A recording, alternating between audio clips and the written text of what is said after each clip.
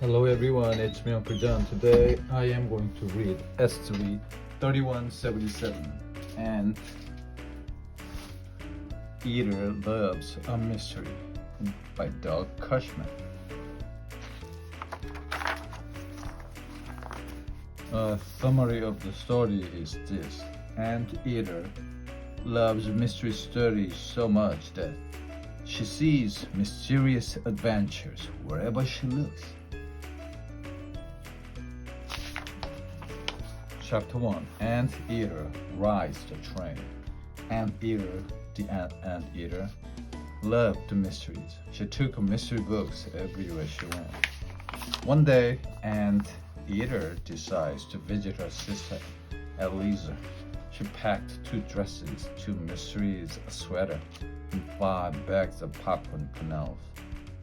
Eliza loves popcorn, said Anteater. Anteater walked to the train station. People hurried this way and that. They all looked like people in my mystery stories, Anteater thought happily. A porter said, "Excuse me, may I take your bag?" "Yes, indeed," said Anteater. "I'm in car 5, seat 23. Anteater bought some candy for the train ride. Then she found her seat and began to read the mystery. The train rolled on and on. Anteater felt chilly. She opened her bag to get a sweater, but the bag was filled with hammers and screwdrivers and all sorts of tools. "Hey, this is not my bag," she cried. "My bag has been stolen. Who would steal a suitcase full of clothes and popcorn? I must tell the conductor." Anteater found the conductor and told him her story. "We must find your bag," he said. "Come with me." They talked to a banker, a magician, a doctor, and a butler, but no one had seen the missing bag. Suddenly they heard a loud pop, pop, pop, pop, pop, pop. "It is coming from the engine," the conductor yelled. Everyone ran to the front of the train. A black bag sat beside the roaring boiler. A popcorn was flying everywhere. "Oh, that's my bag," Anteater cried. "It looks just like mine," said the engineer. "The porter must have switched your bags by mistake," said the conductor. "No harm done," said Anteater. "Let's enjoy the popcorn while it is still hot." And that's what they did. Anteater sees a shadow. Eliza was happy to see Anteater. "I want you to meet all my friends," she said. "Tonight we'll have a party." That night, Eliza's house was filled with her friends. Alfred the butler served the little hot dogs on toothpicks. He filled the tall glasses with lemon punch. Anteater told everyone about her train ride. "Exciting things never happen in this town," Eliza said. Suddenly, Anteater saw a dark shadow. "Look!" she cried. Everyone gasped. Eliza's cat jumped and knocked over the lamp. The room went dark. Anteater found the light switch and clicked on the light. The black shadow was gone. Who could it have been? Eliza asked. It might be a jewel thief looking for diamonds," said Anteater. "We must search the house." Everyone ran to find the thief. They looked behind chairs and under beds. No one found the thing. Alfred served more punch. "Yipe!" cried Eliza.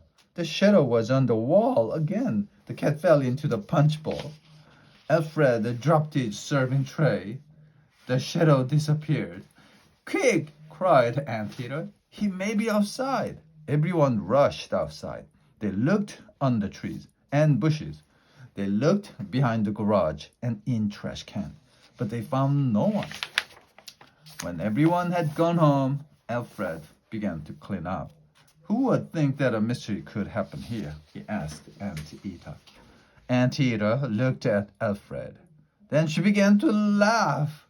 "Look at your shadow," she said.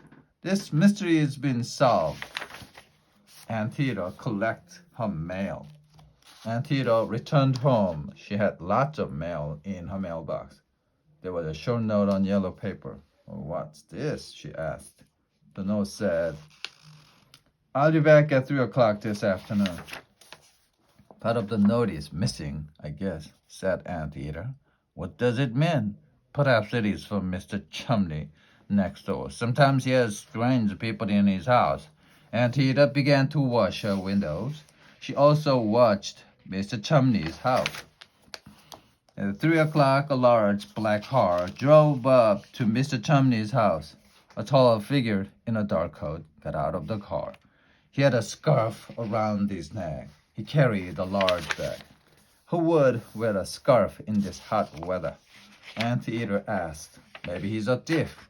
He does not want people to see who he is. Aunt Ida grabbed the note and a measuring cup, but I must find out. She ran across the yard and knocked on Mr. Chumley's door. Mr. Chumley opened the door. Hey, what a pleasant surprise, he said. Please do come in. I need a cup of flour. Aunt Ida stammered or stuttered. Of course, said Mr. Chumley. But first meet my brother Lester. He just brought back my laundry. He runs a laundromat. Nice to meet you, Lester whispered.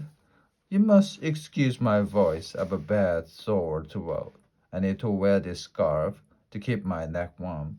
Oh dear, Aunt Ida thought. She was very embarrassed. Lester was not a thief. I am pleased to meet you, she said. Did you leave this note for your brother in my mailbox by mistake? No, said Lester. This is a real mystery, said Aunt Ida. Just then the doorbell rang. It was the mailman. Hello, Aunt Ida, he said. I thought I saw you come in here. Did you get my note? You wrote the note? Aunt Ida asked. Yes, said the mailman. I have a package for you. Thank you, said Aunt Ida. Solving my mysteries makes me tired. I think I'll go home. Aunt Ida went home and opened the package. Then she sat down in a coach chair and began to read her latest mystery book. Aunt Ida solves a mystery. Mr. Chumley knocked on Aunt Ida's door. I'm going to visit Lester, he said. Will you take care of Sam while I'm gone? Of course, Aunt Ida said. I love cats. Thank you, Aunt Ida, said Mr. Chumley. Goodbye, Sam. You look hungry, Sam, said Aunt Ida. Here is some fish for you. Sam sniffed the plate and turned up his nose. Maybe you'd like some milk, said Aunt Ida. She lapped up the milk. Suddenly the sky turned dark. It began to rain. Thunder roared and lightning flashed. All the lights went out. Oh yes, Aunt Ida muttered. Where did I put the candles? She found some candles in a drawer and lit them. Sam was gone. Sam, she called. Where are you, Sam? She looked under the sink and behind the stove. No Sam. She looked upstairs and downstairs. Still no Sam. What will I tell Mr. Chumley? Aunt Ida asked. Aunt Ida thought a minute. I should look for clues like a real detective, she said. She saw the open door. I bet Sam went outside. The rain had stopped. Aunt Ida saw a cat's paw prints in the soft ground. A clue, said Aunt Ida. She followed the paw prints down the street and around the corner. There, the paw prints stopped. What would a detective do now? Asked Aunt Ida. She thought some more. Well, she said, Sam is an alley cat. Maybe he went into that alley. The alley was dark. Aunt Ida's neck tingled. Maybe I should come back tomorrow, she said. Then she heard a meow. Sam, she cried. She rushed into the alley. Oh my. She gasped.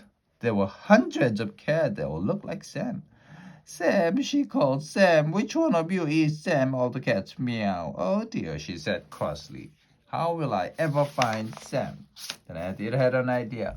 She ran down the street. She came back with a package. Look, cat, she called. I have some nice fish for you. Hundreds of cats ran to Aunt Ida. They all wanted the fish. All except one cat, Sam. Aunt Ida carried Sam back to her house.